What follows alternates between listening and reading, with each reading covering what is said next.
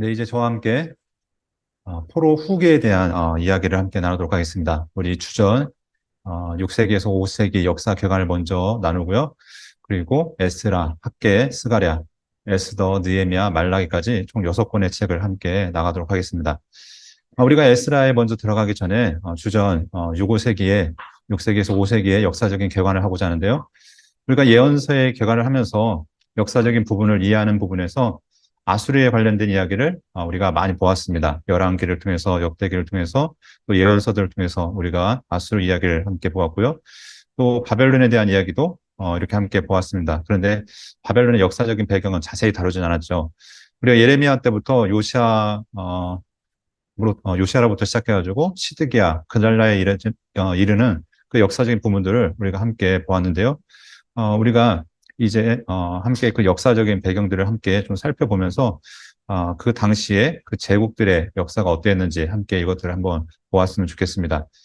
특별히 주전 6세기에서 5세기 중에서 6세기는 그 예루살렘이 멸망하는 그 시기를 포함하고 있습니다. 그래서 이 예루살렘 멸망의 원인이었던 바벨론의 그 포로 70년 기간이 포함되는데요. 그래서 이 바벨론에 대한 이야기를 우리가 잠시 다루도록 하겠고요. 5세기, 그러니까 400년대 그때는 바벨론에서 이스라엘 백성들이 귀환하는 그런 시기였던 것을 보게 되어집니다. 그래서 그들이 성전을 지었고 또 종교개혁을 하고 이런 이야기들을 또 우리가 함께 보게 되어집니다. 자, 그것을 우리 함께 살펴보겠는데요. 자, 여기 보면은 구약 선지자들의 활동 시기를 시기별로 나누어서 볼 수 있습니다. 그래서 분열 왕국 시대, 그리고 남유다 존속 시대, 그리고 바벨론 포로 시대, 그리고 바벨론 포로 이후. 그래서 각각 활동했던 선지자들의 이야기를 우리가 함께 보았는데요. 저와 함께 보실 내용은 저 뒤에 있는 바벨론 포로 이후에 배치되는 그 선지자들과 또 역사서들을 함께 살펴보도록 하겠습니다. 우리가 지금까지 역사서를 함께 살피면서 보았던 내용들이었는데요. 우리가 지금 보게 되는 내용은 바벨론과 그 페르시아 사이에 있는 그 내용들을 함께 살피게 될 것입니다. 그래서 다니엘서는 여러분이 함께 보셨고 저와 함께 에스라, 에스더, 느헤미야 좀 전에 보았던 이 선지서와 함께 예언서와 함께 역사서를 함께 보도록 하겠습니다. 이 족보는 바벨론에 대한 족보입니다. 신 바벨론의 왕들에 대한 족보가 여기에 나타나고 있는데요. 우리 역사서에서는 주요한 인물들만 등장하고 있는 것을 보게 되죠. 그래서 나부콜라살, 느부갓네살, 에일므로닥, 벨사살 이 정도밖에 등장하지 않습니다. 그런데 우리가 이 족보의 관계를 제대로 이해하는 것이 성경을 이해하는 아주 기본적인 바탕이 된다는 것을 기억하시면서 이 족보들을 염두에 두셔야 됩니다. 그래서 이 나보콜라셀에 의해서 신바벨론 제국이 세워지게 됐고요. 이 바벨론 제국, 신바벨론 제국이 가장 번성했을 때가 바로 이대였던 느부갓네살 때 바로 이 레반트 지역까지 정복을 하면서 아주 큰 제국을 이루었던 것을 보게 되어집니다. 그런데 이 바벨론이라는 나라가 흥왕에서 쇠퇴까지 기간이 그리 길지가 않습니다. 아주 짧은 기간 내에 이 나라가 쇠퇴하게 되어지는데 이 느부갓네살에서 벨사살까지 시기를 살펴보면은 약 한 20년이 조금 넘는 그런 시간인 것을 우리가 살펴볼 수 있습니다. 성경에서 또한 등장하는 왕들 중에 에윌무로닥이라는 이름이 등장하는데요. 여러분이 보셨던 열왕기 하에 여호야킨 왕을 석방시켰던 왕이 바로 이 에윌무로닥이었던 것을 우리가 보게 되어집니다. 자, 그래서 이런 역사적 배경들을 보게 되어지는데 성경에 보면은 이 다니엘서 가운데 그런 얘기가 나오죠. 벨사살이 그 벽에 나타난 글씨를 보면서 두려움에 떱니다. 그러면서 이 글씨를 해석해 주는 자에게 나라의 세 번째 통치자로 삼겠다고 이야기하는데 이때 이 벨사살이 왕이었는데 왜 2인자가 아니라 세 번째 통치자를 삼게 되어지냐면 이미 아버지가 이 벨사살과 함께 섭정하는 관계에 있었기 때문에 그렇습니다. 나보니두스가 실제적인 왕이었고 그 아들이었던 벨사살은 바벨론 궁에서 이 나라를 통치하는 섭정의 기간을 갖고 있었습니다. 그래서 그때 이제 세 번째 주자를 삼겠다는 그런 말씀을 하게 되어지는데 그래서 이 나보니누스가 성경 속에 이름은 등장하지 않지만 예 그것을 의미하는 내용들을 우리가 다니엘서를 통해서 함께 살펴볼 수 있습니다. 바벨론 제국의 그 영토의 범위인데요. 예, 붉은색으로 표시되어졌던 것이 당시 바벨론 제국이 이렇게 세상을 통치했던 상황인 것들 우리가 살펴볼 수 있습니다. 자, 그런데 이 바벨론 제국이 어느 나라에 망하게 되어지냐면 바로 이 고레스가 이끄는 그 메데, 엘람, 바사 연합군에 의해서 이렇게 망하게 되어졌던 것을 보게 되어집니다. 그래서 이 고레스가 바벨론을 점령하고 바벨론은 짧은 시간 안에 이렇게 무너졌던 것을 보게 되어지는데요. 그래서 이 고레스의 아들이 이제 이 페르시아 제국을 이제 확장시켜 나가는데 그가 이 바벨론 제국 넘어서 애국까지 그 영토를 확장하고 또 그리고 인도까지 그 범위를 넓혔던 것들을 우리가 함께 생각해 볼 수 있습니다. 그래서 이 지도는 페르시아의 3대 왕, 바사의 3대 왕이었죠. 그래서 그 다리오 왕이라고 하는 이 왕이 이제 영토를 어떻게 확장시켰는지 이것들을 함께 살펴볼 수 있습니다. 자, 그래서 우리가 이제 보면은 여기 이제 페르시아 제국에 대한 이야기가 등장합니다. 그런데 이 페르시아 제국은 어느 나라와 밀접한 관계가 있었냐면 바로 메대와 페르시아가 이제 밀접한 관계가 있었는데 이 두 나라가 서로 이제 혼인 관계를 통해서 이 페르시아 제국이 탄생하게 되었던 것을 보게 되어집니다. 그래서 이 고레스라는 인물의 탄생 이야기를 보면은 우리가 여러 가지 설화들이 있죠. 그래서 이 고레스에 대한 이야기가 이 메대에서부터 시작되어집니다. 당시 메대 왕이었던 아스티아게스라는 이 왕이 있었는데 이 왕이 꿈을 꾸게 되어지죠. 그래서 당시 아시아가 이제 자기 딸이었던 만다네 공주를 통해서 공주의 소변에 잠겨지는 그런 꿈을 꾸게 되어집니다. 그래서 이 꿈의 해몽을 듣다 보니까 바로 이 공주에게 태어나는 아이가 세상을 정복한다는 이런 예언을 듣게 되어지죠. 그래서 이 공주의 꿈을 그 예언을 저지하기 위해서 당시 변방의 소국이었던 페르시아로 이 시집을 보내게 되어집니다. 그래서 당시 캄비세스 1세에게 이렇게 시집을 보게 되어졌는데 그럼에도 불구하고 이 예언이 성취가 되어지게 되죠. 그래서 이 고레스라는 인물이 탄생하게 되어진 것을 보게 됩니다. 그래서 이 고레스가 외할아버지의 나라였던 이 메대도 장악하고 또 아버지의 나라였던 페르시아도 통일하면서 결국 페르시아 제국을 건설해서 이 바벨론 제국을 점령하는 일들을 이렇게 보게 되어집니다. 그런데 이 고레스가 서방 원정을 통해서 레반트 지역 또 애국의 국경 그 지역을 다 정복하고 또 이렇게 이제 주변 나라를 통일했는데 그가 젊은 시절에 이렇게 죽게 되어지죠. 전쟁 중에 빨리 세상을 떠나게 되어집니다. 그래서 그 아들 캄비세스가 왕이 되어지고 아버지가 이루지 못했던 애국 점령을 이렇게 이루게 된 것을 보게 되어집니다.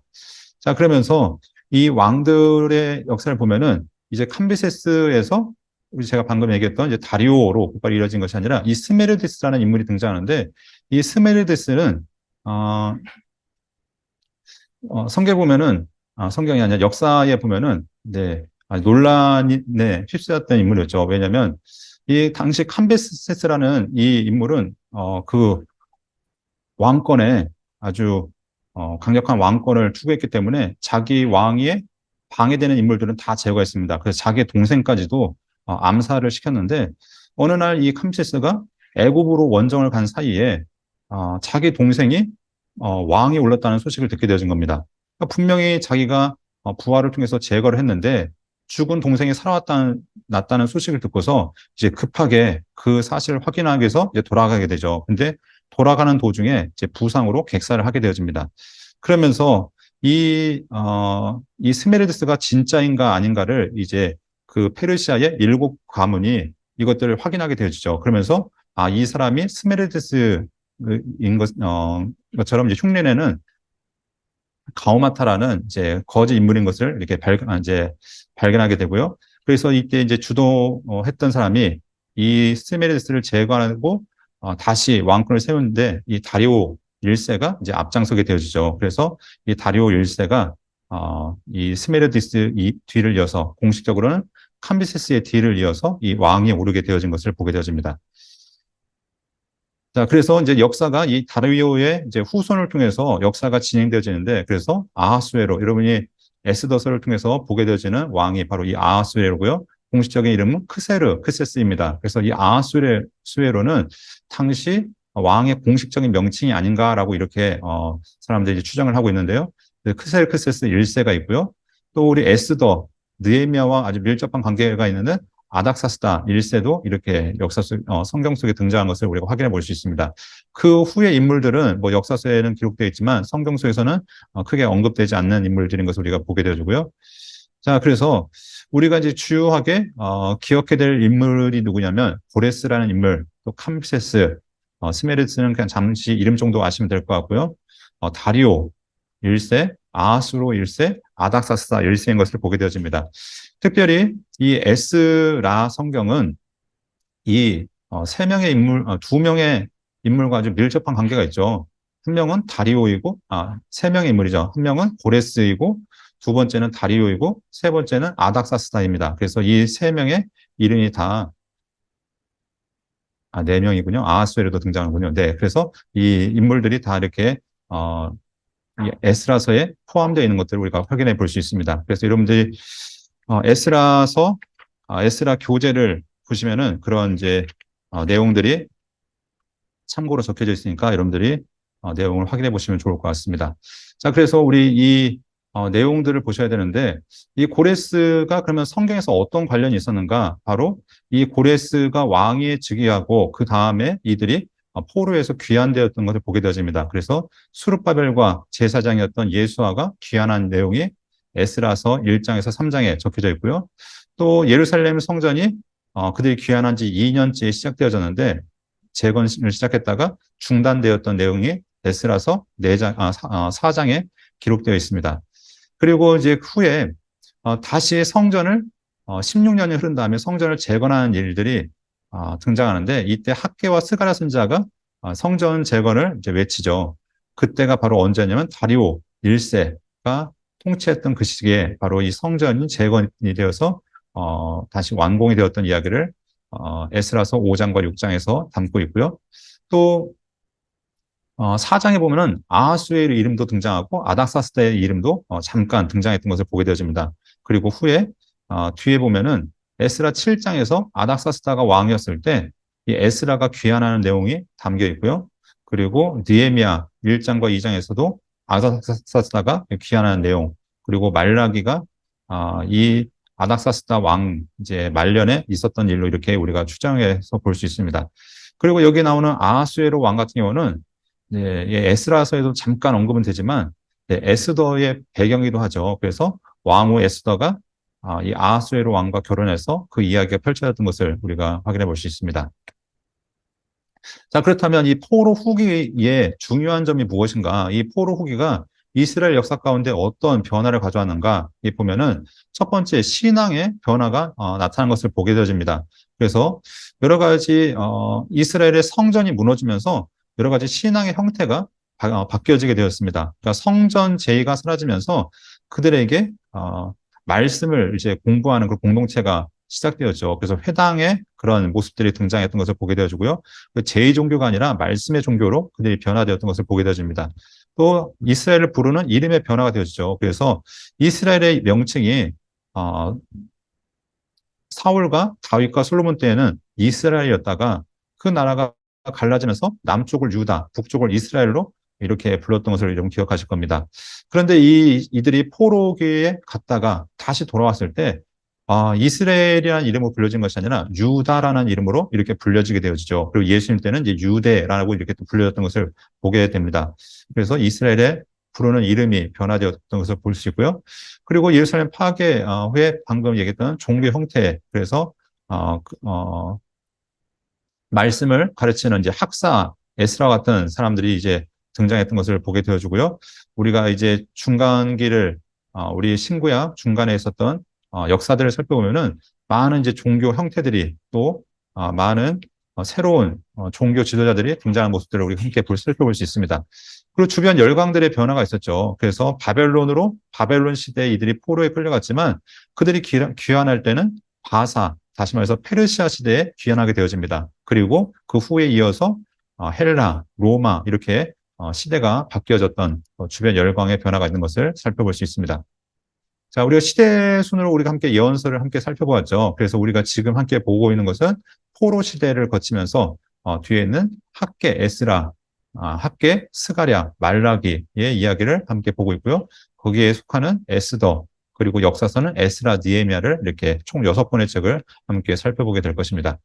자, 그러면 우리가 성경을 읽을 때 우리 연대기적으로 읽을 때는 성경을 어떻게 이 배치하는 것이 역사적으로 연대적으로 볼 수 있는 것인가 했을 때 먼저 에스라 1장부터 4장까지가 이제 초기 역사입니다. 그래서 이때 이제 포로에서 귀환해서 성전 기초를 뒀다가 성전 공사가 중단되는 이야기가 1장부터 4장의 이야기고요. 그 시간이 이제 16년이 흐르게 되어집니다. 그리고 학계 스가랴 선지자가 등장해서 성전을 건축하라. 그리고 스가랴 같은 경우는 성전을 건축하는데 왜 건축해야 되는지 그 중요성에 대해서 이야기했던 것을 보게 됩니다. 그래서 여러분이 만약에 연대기술을 읽을 때는 에스라 1장부터 4장까지 읽으신 후에 학개서를 읽고 스가랴서를 읽습니다. 그 다음에 다시 에스라 5장과 6장의 이야기를 읽는데요. 그래서 성전이 다시 건축이 시작되어져서 완공되는 이야기로 맞춰지고요. 그리고 또 다시 역사적인 이제 간격이 있는데 그 사이에 에스더서를 읽습니다. 그래서 그 페르시아 땅에서 유대인들이 학살당했던 이야기, 진멸될 뻔하다가 모르드게와 그 에스더에 의해서 구원을 받고 불임절이 탄생했던 그 이야기를 함께 살펴보시고 다시 이제 에스라서로 돌아와서 7장부터 10장까지의 이야기를 읽으면서 이 2차 귀환을 통해서 에스라가 귀환하는 내용들을 우리가 함께 살펴볼 수 있습니다. 그리고 곧바로 이어서 느헤미야서를 통해서 3차 포로 귀환의 이야기를 함께 살펴보시고 이 느헤미야가 성벽 재건을 하고 또 말씀으로 백성들을 회복했던 그 이야기를 볼 수 있고요. 그럼에도 불구하고 그들이 다시금 타락했을 때 말라기 선지자를 통해서 하나님께서 다시 한번 회복을 외치시는 그 이야기를 함께 살펴볼 수 있습니다. 그래서 여러분들이 이 포로 후기 역사서를 살펴볼 때 이 내용에 따라서 함께 살펴보시면 이해를 쉽게 하실 수 있을 것입니다.